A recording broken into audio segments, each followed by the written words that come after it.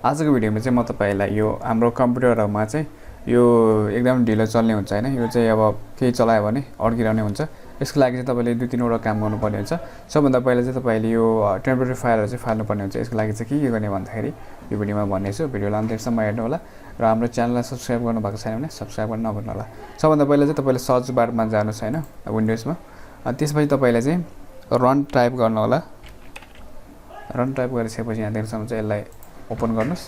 अनि त्यसपछि चाहिँ यहाँ चाहिँ यसमा के थिच्नु पर्यो भने तपाईले टेम्प हैन। पहिला चाहिँ सबभन्दा टेम्प भन्दैन, पहिला सबभन्दा पहिला चाहिँ मैले जे थिच्छु त्यही थिच्नु होला तपाईले टेम्प हैन।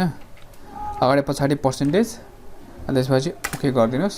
ओके गरिसकेपछि यसको चाहिँ टेम्पोरेरी फाइलहरु चाहिँ जुन रहेको छ हाम्रो कम्प्युटरमा चाहिँ त्यो काम नलाग्ने फाइलहरु हैन, त्यसलाई चाहिँ सबै अल सिलेक्ट गर्नुस्। यसलाई चाहिँ राइट क्लिक गरेर अल सिलेक्ट गर्नुस् अथवा तपाईले यहाँ चाहिँ कन्ट्रोल ए गर्नु होला। त्यसपछि अल सिलेक्ट गरेपछि यसलाई चाहिँ डिलिट गरिदिनु पर्छ। यसलाई चाहिँ डिलिट गरिदिउँ। अनि त्यसपछि यो डिलिट भइसक्छ हैन। यसलाई चाहिँ नभएको चाहिँ यसलाई चाहिँ स्किप गरिदिउँ हैन। कुनै कुनै चाहिँ भयो त्यो कम्प्युटर तपाईको कम्प्युटरमा चलिरहेको हुन्छ पछाडि ब्याकग्राउन्ड हैन। हामीलाई चाहिँ यो धेरै यो हुने चाहिँ गइरहेको छ। त्यसपछि यसलाई बन्द गरिदिउँ। अनि फेरि जानु हो त्यसमा है रन टाइप गर्नुस् हैन। त्यसपछि यो आउँछ। त्यसपछि त्यसमा चाहिँ अब पर्सेन्टेज नलागिकन यसलाई चाहिँ फेरि के सिर्फ टेम्प मात्रै थिच्नु होला। त्यसपछि ओके गरिदिउँ। अनि त्यसपछि यो यस्तोमा आउँछ हैन। यसलाई पनि अल सिलेक्ट गर्नुपर्ने हुन्छ तपाईले। यसलाई चाहिँ अब के गर्नु भन्दाखेरि तपाईले चाहिँ यो कन्ट्रोल ए थिच्नु होला हैन। त्यसपछि यसलाई डिलिट गरिदिउँ। यसलाई पनि सबै डिलिट गरिदिउँ। कन्टिन्यू मेथड दिएपछि यो सबै डिलिट हुन्छ। अनि डिलिट गरिसकेपछि यो देख्नु तपाईले सबै डिलिट भइसकेछ। अनि त्यसपछि के गर्नु पर्यो भन्दा तपाईले फेरि अब यो सक्यो हैन। यसलाई चाहिँ म बन्द गरिदिन्छु।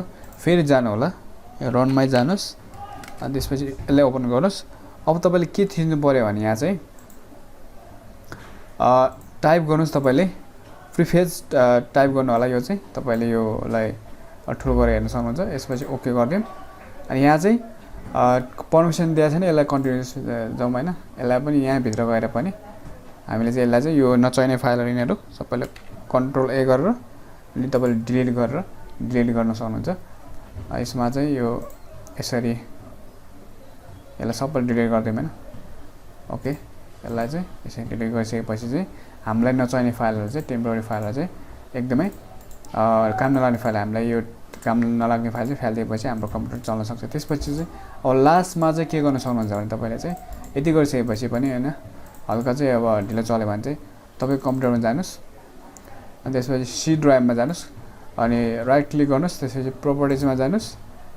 अनि त्यसपछि यहाँ चाहिँ डिस्क क्लिनअप भन्ने छ नि, यहाँ तपाईले देख्न सक्नुहुन्छ।